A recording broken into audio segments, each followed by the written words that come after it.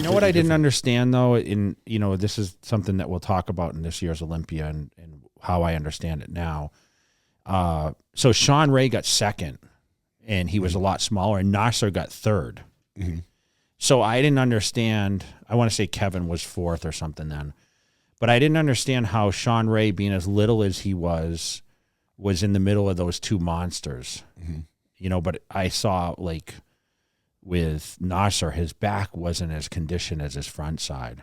Mm-hmm. And what was really cool is, so 95 was like my breakthrough year. That was the year I won the Tournament of Champions in California, and Nasser was the guest poser. It was 3 weeks before the Olympia. It was like August, I remember the date, August 19th, 1995.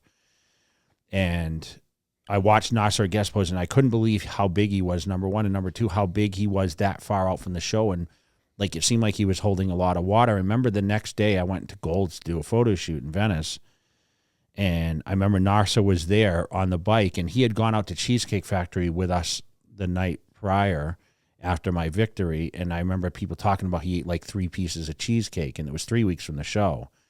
And I remember he did like 2 or 3 hours in one session on the bike at Gold's Gym Venice that next day.